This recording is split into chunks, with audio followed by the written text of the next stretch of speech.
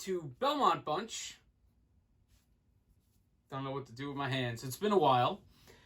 We have a trade to announce. The New York Islanders have shipped off Nick Leddy in a cap move and also an expansion draft move. So the Islanders didn't want to lose Leddy for nothing, which is understandable because if he was dangled, there was a shot that Seattle was going to take him. It's a top 4 D-man.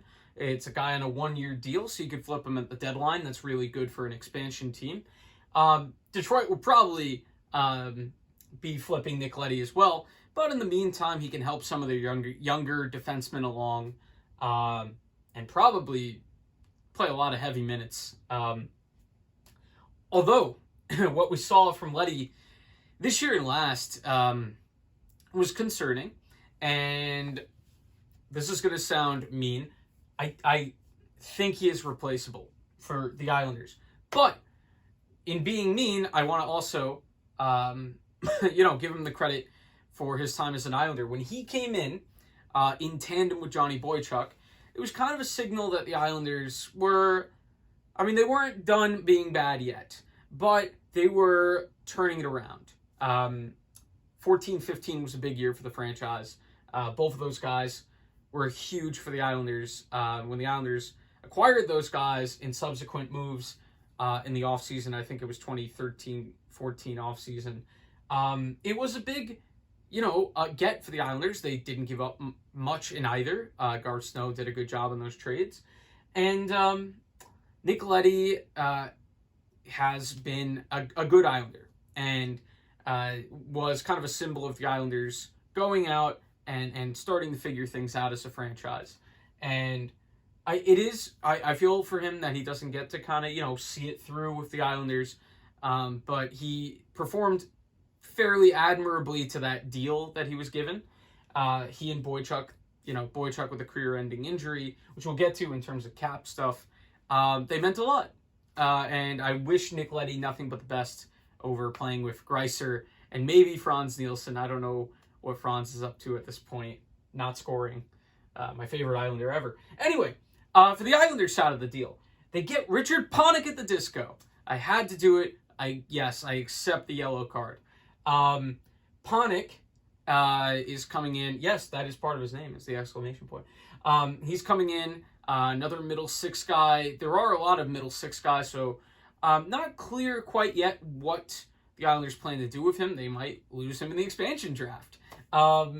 And they would not see that as the end of the world, because even though you're losing the player in the trade, the point was to get cap relief, which they have succeeded in, as Panik, who had a $2.75 million deal with Washington before he was moved to Detroit. That is going to be half retained by Detroit. So the Islanders are going to save a decent chunk of change here. I think I won't probably exactly that number since it's half retained. Well, the Islanders are sending $5.5 million the other way. So the Islanders are saving a good chunk of change. At this moment, Cap Friendly has, and Cap Friendly is the best, and everybody should check it. The Islanders have $8.5 million in space. That is before they put Johnny Boychuk to LTIR, which will happen. That's another $6 million. So $14.5 million now for the Islanders, spending-wise. And you add a pick? Oh, that's great. I love it. So for Lou, I really like this. I was going to say some of the parts where I'm worried. Let's stay on the happy path for now. You add a pick in a cap dump, and you get an okay player. I know he's been declining the last few years. He's only 30, so he's declining kind of alarmingly quickly. He did have a 44-point season as his best. He is a few years removed from that. I think that was 16, 17. And his point totals have gone down by about 11 a year from what I saw over the last 3 years. So, hypothetically, if they could get him back up to a 33, even a 22-point pace, they would take that, because right now, I know he's a right winger, but the Islanders, they've got guys that have, traded wings before. Bailey can play pretty much anywhere. Brock Nelson, I believe, played a little bit of wing. So they've got some malleability to their lineup, SAT word. But You add a pick. It's Edmonton's pick, by the way, 52nd in this year's draft. Not bad. You now have 2 second-round picks again. And you save salary. Here's the trepidation. You are worse now defensively than you were. Even though Nick Leddy wasn't great last year, he could eat minutes. The Islanders also have to sign a defenseman now who has played, I think, 27 games last year. So they have to sign Andy Green. That I make it sound like, oh my God, they have to do. They're going to sign him. They sign Andy Green. They expose him. I doubt Seattle takes him. Cap Friendly also had it as Bellows didn't meet the game's required mark. So when we were all complaining about Bellows not playing, maybe it helped us out. So I don't know if Bellows. It sounds like Bellows is not eligible to be taken now, which means I don't know who Seattle would take. Leddy was the obvious option.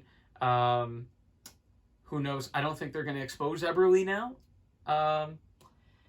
But I like the trade. The Islanders do now need to put that $14.5 million in cap space to work with Pelech, with Bo, with Sorokin. And maybe now they can squeeze in another defenseman. The Ryan Suter thing now is really interesting. Parise, really interesting options. I think Suter still has stuff to give in this league.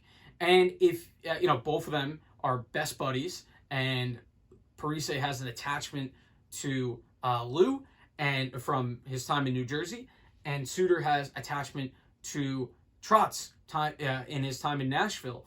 I'm getting kind of excited. I think there are some things really coming along here. I like Parise as a third line option. You're not asking him to do a ton. And look, the last couple of years we've had Dal Cole and Komarov on that wing. These are upgrades. I've seen some other fans getting a little too picky. Guys, cap is a thing. They have to consider that. And if they can get Parise and Suter in on very team-friendly deals, which is possible with their connections to the team and just them maybe wanting to win, things can happen. Look, Landeskog listed the Islanders as an option. Not going to happen with how much he wants and the Islanders cap space. And who was the other one recently that listed the Islanders as an option? I don't know, I'm blanking out. Maybe comment it.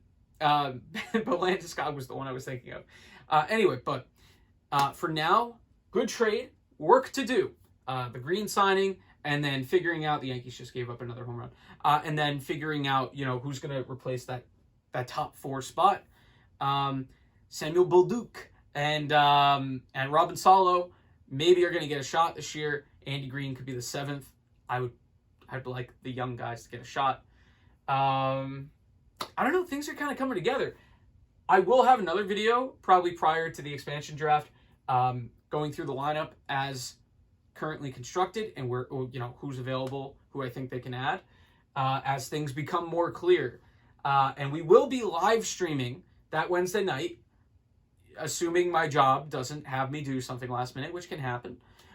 We will be live streaming the expansion draft.